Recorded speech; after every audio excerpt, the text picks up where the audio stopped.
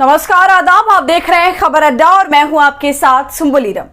युद्ध होने का मतलब ही यही है कि आपकी कूटनीति फेल हो गई। मुंबई हमले में पाकिस्तान की भूमिका जाहिर होने के बाद भी प्रधानमंत्री मोदी पाकिस्तान बिरयानी खाने गए। दोस्तों, नेहा सिंह राठौर का प्रधानमंत्री मोदी और पूरी की पूरी बीजेपी मंडली पर जोरदार प्रहार आ गया है। नेहा ने भाजपा की तमाम हरकतों को चुन चुन कर उनका जवाब दिया है। नेहा की वीडियो तेजी से वायरल हो गई है, जिसमें उन्होंने आज के आतंकी हमले से लेकर मुंबई के आतंकी हमले तक का जिक्र कर दिया। तो क्या कुछ कहा नेहा ने? इसके अलावा डोनाल्ड ट्रंप ने कैसे भारत पाकिस्तान को धमकाया, जिसके चलते सीज फायर हुआ, उस पर भी चर्चा करेंगे। डोनाल्ड ट्रंप का बयान भी आपको सुनाएंगे, तो आप हमारे साथ अंत तक बने रहिएगा। ये तमाम जानकारी आपके लिए जरूरी है, आपको इसे सुनना चाहिए। दोस्तों, पीएम मोदी के संबोधन से पहले अमेरिकी राष्ट्रपति डोनाल्ड ट्रंप ने एक ऐसा बयान दिया जिससे इस वक्त बवाल मचा हुआ है। ट्रंप ने बताया कि किस तरह से उन्होंने सीज फायर के लिए भारत पाकिस्तान को धमकाया। जी हां, ट्रंप के बयान पर विपक्ष मोदी सरकार पर अब हमलावर है, तो वहीं नेहा सिंह राठौर भी ट्रंप के बयान पर बहुत कुछ बोल रही हैं, साथ में सरकार को भी घेर रही हैं। जहां एक तरफ भारत में मोदी और ट्रंप के लिए लुभावने कसीदे पढ़े जाते हैं, सियासत का जय वीरू माना जाता है दोनों को, लेकिन असलियत यह है कि ऐसा कुछ भी नहीं है। ट्रंप अपने मतलब से देर सवेर पटका देते रहते हैं भारत को। थोड़े तल्ख शब्दों में कहें तो औकात दिखा देते हैं, और हद तब हो जाती है जब ट्रंप को आगे से कोई कुछ कहता नहीं है, खासकर भारत और इसके 56 इंची प्रधानमंत्री।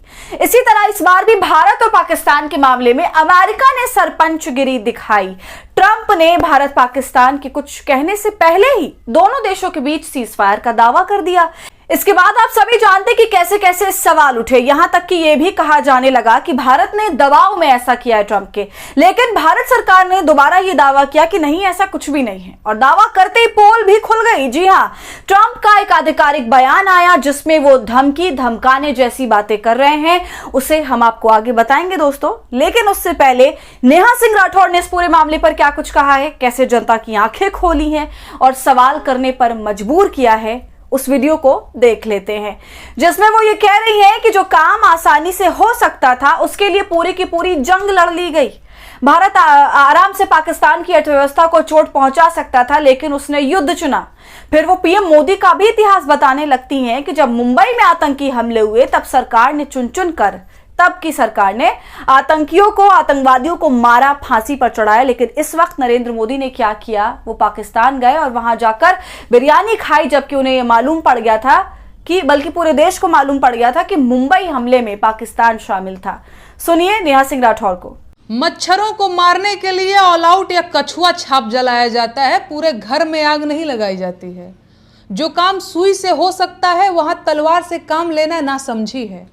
मेरा स्टैंड से नो टू वॉर का है और देश को अभी भी आतंकवादियों के सिर चाहिए। और सच ये है कि इन दोनों बातों में कोई विरोधाभास नहीं है। ध्यान से समझिए, हर हमले के जवाब में युद्ध नहीं किए जाते।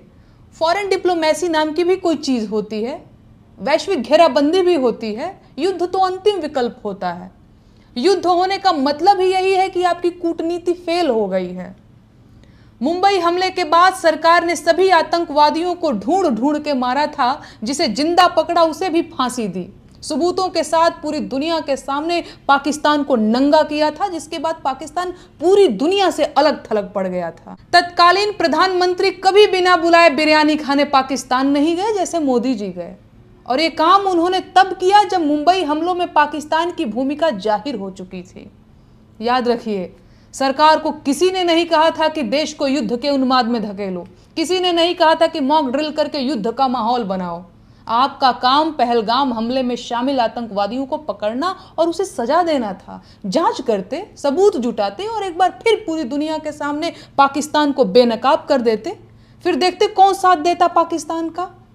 आप पाकिस्तान को सड़क पर ला सकते थे, लेकिन आपने ये मौका गंवा दिया।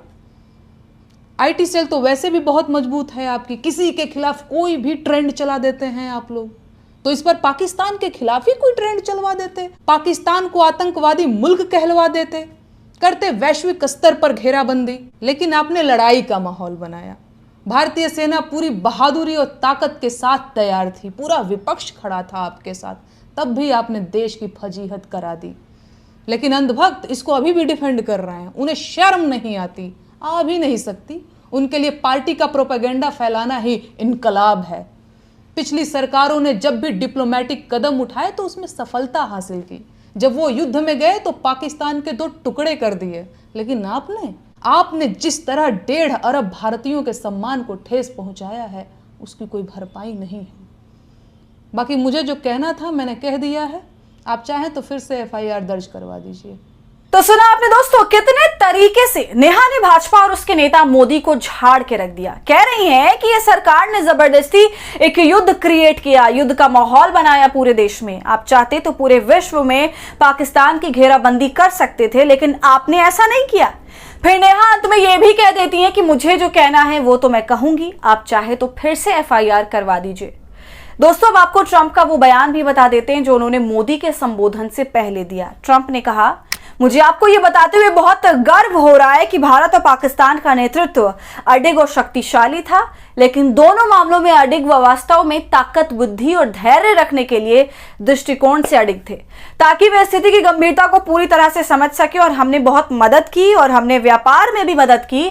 मैंने कहा, चलो हम आप लोगों के साथ बहुत सारा व्यापार करने जा रहे हैं, चलो इसे रोकते हैं। यदि आप इसे रोकते हैं तो हम व्यापार कर रहे हैं, नहीं रोकते हैं आप अगर इसे तो हम कोई व्यापार नहीं करने जा रहे हैं। लोगों ने वास्तव में कभी भी व्यापार का उपयोग इस तरह से नहीं किया होगा जिस तरह से मैंने किया है। तो ऐसा बयान दिया है ट्रंप ने। अब आप बताइए, इसे धमकी नहीं माना जाए तो क्या माना जाए? ट्रंप साफ ये कह रहे हैं कि जंग नहीं रोकी तो खामियाजा भुगतना होगा, व्यापार ही नहीं करेंगे। तो दोस्तों, आपका इस पूरे मामले पर क्या कहना है? जिस तरह से नेहा सिंह राठौर ने सरकार को घेरा है, उस पर आपकी क्या राय है? हमें कमेंट कर जरूर बताइए। वीडियो पसंद आई हो तो इसे लाइक और शेयर करें और खबर अड्डा को यूट्यूब पर सब्सक्राइब कर लें।